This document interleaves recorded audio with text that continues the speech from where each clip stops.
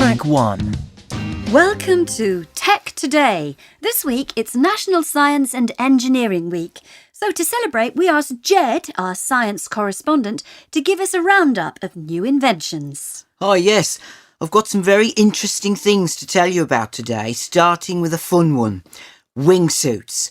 Those suits that look like bats and allow people to fly, or glide at least. They're the ultimate in cool. But they're not very new, are they? Well, no, but the modern ones are better than ever, and last October was the first ever World Championship in China. The price is coming down too. Now you can buy one for $600 to $2,000. It's still too expensive for me, but I suppose it'll keep coming down. OK, what about useful new inventions? There are lots of those. There's a new solar water distiller created by Gabriele Diamanti, aimed at parts of the world where it's hard to get clean drinking water. You pour in salty water and let the sun do the work for a few hours. Then, hey presto, you have clean water. Oh. It's a very simple device and fairly cheap to produce. Can I hear some doubt in your voice? Well, they still need help with investment to start producing the distiller properly.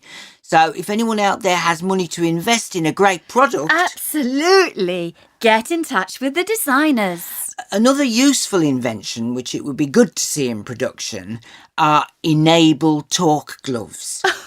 These were invented by some Ukrainian students to allow people with speech and hearing impairments to communicate with people who don't understand sign language. The gloves use sensors to translate sign language into text, then into spoken language using a smartphone. A brilliant invention. Yes, that could benefit thousands of people. Another useful invention comes from a surprising source. James Cameron, the film director. The Titanic director? The very same. Cameron was part of a team headed by engineer Ron Allam, which designed the deep-sea Challenger submarine, capable of descending to the lowest parts of the sea, 10 kilometres down. Last year, Cameron went down to the bottom of Challenger Deep, the deepest part of the sea in the world.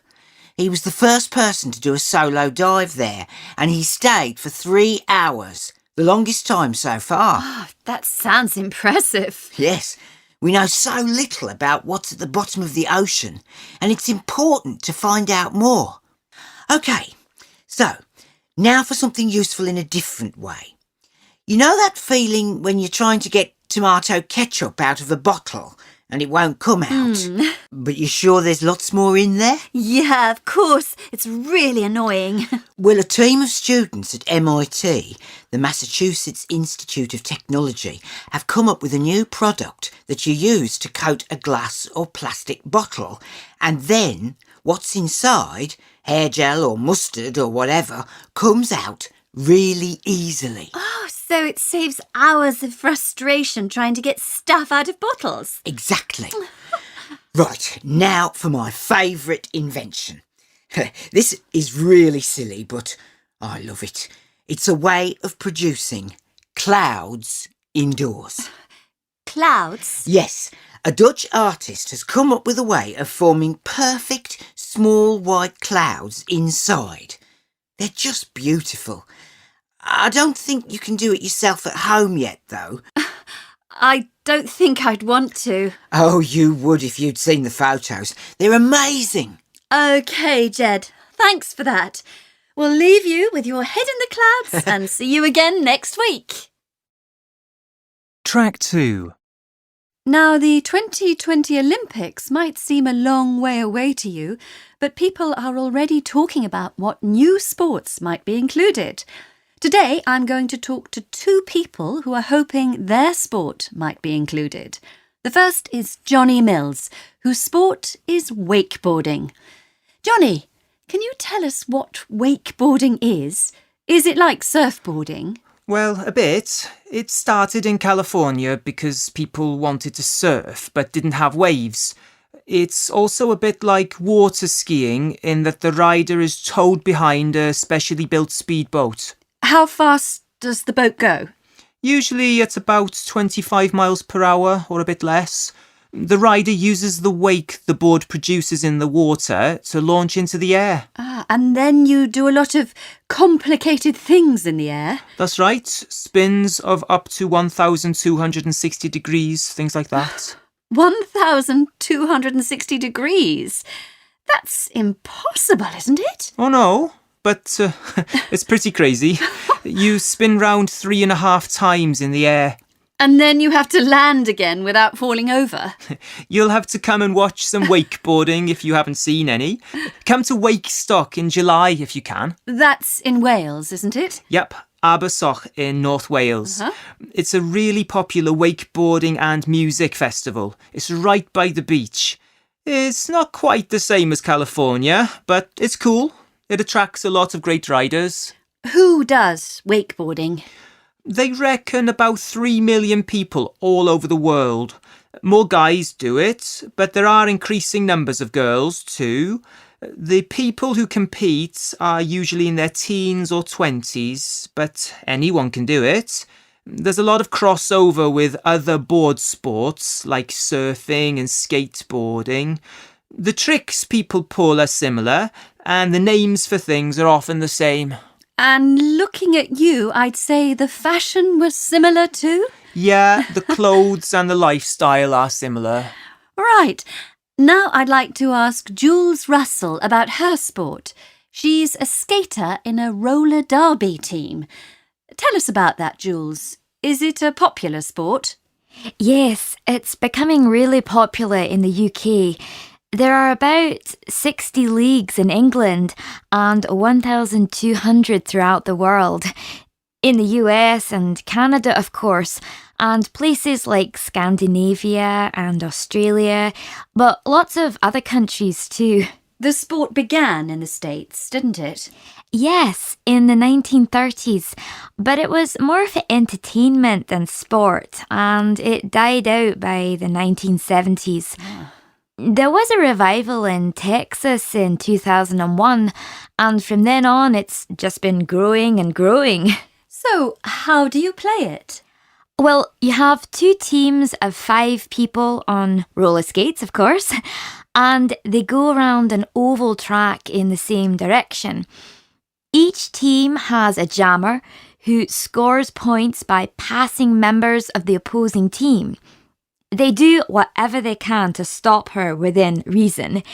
The team with the most points at the end of the match wins. Oh, it sounds a bit rough. Well, it's a contact sport, so there's bound to be a lot of pushing and falling over. It's all good fun, though. People don't often get hurt. If you try and trip someone up, you get penalised. You do try and frighten the other team a bit, though. That's right. You have frightening clothes and special names. People used to have incredible costumes a couple of years ago. Now the sport is changing and becoming more professional. Lots of the teams train 3 or 4 times a week and spend a lot of time in the gym. You have to be really dedicated and fit. We still have nicknames, though. I'm the Julifier. And is the sport all female? There are a few men who do it, but it's mostly female and amateur at the moment. Things are changing fast, though, so who knows what the future will bring. It would be fantastic to be an Olympic sport. What do you think about the roller derby, Johnny? It's wild. Those ladies scare me to death. Good luck to them with the Olympics thing, though, and good luck to us too. Good luck to you both. Track 3. Once again, the organisation which promotes Australia, Tourism Australia, is advertising the best job in the world. But this year, they have 6 jobs going, all for 6 months, with a great salary and extra spending money. If you think one of these is your dream job, you have to make a 30-second video explaining why you are the best person for the role. But be warned, thousands of people will be competing for each post. The job of Outback Adventurer is for someone with a passion for outdoor life. And in the Northern Territory, there are plenty of wide open spaces. The job is for someone to find out the best adventures and jobs for young people on working holidays. You'd be getting close to wildlife, sleeping under the stars in a bush camp, and flying over stunningly beautiful landscape in a hot air balloon. Your duties will include getting to know about Aboriginal culture and eating traditional bush foods, maybe including the famous witchetty grubs, insect larvae. Like the idea of 200 days of sunshine every year? Job number 2 is a park ranger in tropical Queensland. It's a wonderful state with ancient rainforests, the world's largest sand island, and the awesome Great Barrier Reef. Here, your duties would include protecting and promoting native plants and animals, spectacular waterfalls, dinosaur fossils, untouched beaches, and indigenous culture. You'd get paid to patrol the beaches of Lizard Island and live a life most people can only dream about. Another island job is as wildlife caretaker on Kangaroo Island in South Australia. If you love all kinds of animals, this is the job for you. The advert says you'll be able to talk to wallabies, a kind of small kangaroo, play with dolphins, cuddle koalas, and sunbathe with seals on the unspoilt beach at Seal Bay. You would get about the island on foot, by bicycle, kayak or boat, taking photos and leaving only footprints. There is one potential drawback though. You'd need to be pretty brave since you might come face to face with great white sharks. Maybe you are not quite so keen on the great outdoors and your talents are more journalistic. If you fancy feature writing, photography, and making videos, you can apply for the position of lifestyle photojournalist for Time Out in Melbourne. You would be required to photograph and write about the city's coolest cafes and musical events. But you'd also cover tourist activities in the whole state of Victoria, including surfing on the Great Ocean Road, skiing at Mount Hotham, or watching the little penguins at Phillip Island. Are you a foodie? Do you know about food as well as love eating it? If the answer's yes, you can apply for the role of Taste Master in Western Australia. Your job will be to promote the best restaurants, pubs, wineries and breweries. You'd also catch fresh seafood off the beautiful coast and learn all about making wine and beer. Finally, a fantastic job in Sydney. We've all seen those amazing firework displays in Sydney Harbour. Well, you could be one of the people making that happen next year. New South Wales is looking for a chief funster who would be based in Sydney while travelling around the state and tweeting about the coolest things going on. This job would appeal to someone interested in everything: sports, the arts, entertainment, food. You'd also be involved in making the Sydney Festival, Mardi Gras and Vivid Festival as spectacular and as fun as possible. Track 4. Good morning, everybody. Good morning. Hello. Now, have you ever noticed that when you log onto the internet, you nearly always see adverts for things that you're interested in? Yes? Okay, so let's say you were looking for a new pair of trainers last week. Well, suddenly you'll see adverts for trainers all over the place. Well, believe it or not, this isn't random. The internet browsers, websites and apps that we use know a lot about us because they monitor how we use their site or app. This way, they can work out what we like and don't like. Clever. So, you've probably heard of cookies. Am I right? Yes? Yeah. Okay. When you visit some sites for the first time, a cookie is downloaded onto your computer that keeps a track on how you travel around the site and exactly what you do. So, the next time you use the site again, your computer will check the cookies and adapt depending on the information it stored from your last visit. With me? Okay. So without even thinking about it, we give out a lot of information that can then be used to personalise our online experience. Now, I saw a great presentation last week by the internet activist Eli Pariser, and I want to tell you a little bit about it. He wrote a book a few years ago called The Filter Bubble, and I think it's something that we should all know about. Here's the book. We actually have it in the school library if you want to borrow it. In this talk, I'm just going to give you a little taster. Now, he likens the filter bubble to an ecosystem, and he claims it is something that we should all be worried about. Now, after reading his book and watching his talk, I've got to say I agree with him.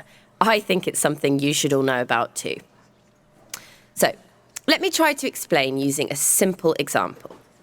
Imagine I support a political party. So to keep this really simple, let's call it the Yellow Party. Okay, so let's say I have lots of friends who also support the Yellows, but some of my friends support the Reds. Now, on my favourite social media site, I want to see the posts from all my friends, but I tend to click more on the links that are posted by my friends who support the Yellows, like me, obviously. Even so, I do still want to see what the Reds are posting about. With me? Okay. Now, a few months ago, just before the big elections, I noticed something quite weird happening on my news feed. I noticed that my friends who support the Red Party had almost completely disappeared from the site, and I was only being shown posts from my Yellow friends. Weird. Now, I wondered if all my Red friends had left this social media space and moved somewhere else. But when I clicked on their profiles to check, I could see that they had been busy posting links and talking to people, but their posts were being hidden from me. And it's only now I understand why. I know it's because I hardly ever clicked on their posts, and I didn't interact with them so much. So the social media site itself had decided for me that I wasn't interested in their posts. So they decided not to show them to me. Now, this is an example of what Eli Pariser means by the filter bubble. It's when the websites and apps choose what information we can and can't see. Does that make sense? So, moving on. If the social media sites can personalise the user experience to block out things they think we don't want to see, well, begs the question, what else is being hidden from us? Well, in his talk, Eli Pariser gives another example. Did you know that if two people type the same word into some of the most popular search engines, the results might be totally different? I know. Crazy, huh? Well, maybe you can try it one time with a friend. The example that Eli gave in his talk was two of his friends who had very different interests. They both typed the word Egypt into a search engine. One got results from news websites about recent events in Egypt, and the other got mainly travel guides. The results were totally different. And this is because some search engines record information about what we usually look at, what we like, and what our interests are. Some sites are now starting to personalise what an individual user sees. Now, sometimes, of course, it can be really helpful to have information personalised for us. It can save us time searching, and often, actually, we do want to see the information that we're more interested in. It can make online shopping easier, and it helps us to connect with like-minded people. But let's stop for a second and think. Do we really want the internet to offer us only what the internet thinks we want to see? Aren't we going to miss out on a lot of really interesting and fresh information? Well, whatever you think about the filter bubble, I think we all need to be aware that this is happening. By controlling the flow of information each individual receives, these algorithms mean we don't have access to all the information that is out there. So aren't we missing out on a lot of really useful stuff? The question is, what can we do? Well, I have to say, I agree with Eli Pariser. I think we need to try and step outside of our filter bubbles from time to time to try and get our information from other sources, as well as the internet. And actually, you can look for alternative search engines that don't filter the content in the same way. They exist too. There are also ways to depersonalise searches. But I will tell you more about that another day. For now, just try to make sure that you keep your eyes and ears open and learn as much as you can about how the internet actually works. Things change very quickly, but we should all try and keep up to date and learn more about how the wonderful World Wide Web works. Thank you very much.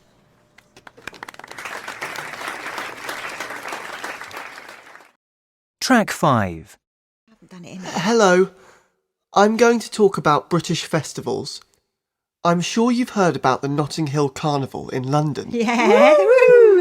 And the Edinburgh Festival, but today we're going to look at a lot more that you might not know about. Actually, a lot of these are not exactly festivals, but strange races or competitions. Some of them are ancient and some are modern. So, let's start in January in the north of Scotland with the burning of the Clavey. This is a whiskey barrel which is set alight, then carried through the streets as a bonfire. It's an ancient tradition which always takes place on the 11th of January, the first day of the year, according to an older form of the calendar. The bonfire brings good luck for the coming year, and people used to keep bits of burnt wood as protection against evil spirits. At the end of January, even further north, in the Shetland Islands, there's another fire festival, the Up Helly Ah. This seems like an ancient festival, but has actually only been going for about 130 years. Well, it is fairly old, I suppose. People carry firelit torches and a Viking boat through the streets, then set fire to the boat. There's lots of dancing. It's good fun. Now, to the north of England. On Shrove Tuesday in February, otherwise known as Pancake Day, a special pancake bell is rung in Scarborough. Everyone goes down to the road next to the beach where they skip. Yep, they jump over long ropes, up to 15 people to one rope. Whoa! And they have pancake races. This is quite common in the UK, running with a frying pan and tossing a pancake at the same time. Another kind of race takes place in spring, cheese rolling. In Gloucestershire, in the southwest of England, round cheeses in round boxes are sent rolling down a hill, and people run after them and try and catch them. The hill is very steep, so people often fall over. If you take part in this, you need to be very fit and wear your oldest jeans. Nowadays, this strange custom attracts visitors from all over the world, but the people from the local village are usually the ones who catch the cheese. From people racing to animals, very tiny animals. World Championship snail racing takes place in a village in Norfolk. What? The snails have to race from an inner circle to an outer circle, and the winner gets a lot of lettuce. There's a party and barbecue for the snail owners and observers. This custom began in the 1960s after a local man saw something similar in France. In the UK, we don't eat snails, by the way. More fun, in my opinion, are the onion eating contests. Also in Gloucestershire, a race to finish eating a raw onion, and the black pudding throwing championship in Lancashire. Black puddings are like big sausages, made mainly from dried blood. Contestants bowl 3 black puddings each at 21 Yorkshire puddings set on a 6-metre platform. The winner is the one who knocks down the most. Another fun contest takes place in September at the Egremont Crab Fair in Cumbria, in the north of England. The World Gurning Championship is a competition to pull the ugliest face. Wow! It sounds ridiculous, but this is an ancient British tradition, and the crab fair itself dates back to 1267. The man who won the title of Best Gurner the most in recent years had all his teeth taken out so he could make terrible faces more easily. Finally, let's go back to the south of England. In Brighton, there's a Burning the Clocks festival to celebrate the winter solstice on December 21st. This custom started 20 years ago and is very popular. People make clock lanterns and time-themed figures of paper and wood, then walk through the town to the beach, where the sculptures are set on fire and there's a massive firework display. So, that's just a taste of a few of our old and more modern traditions. Would you like to take part in any of them?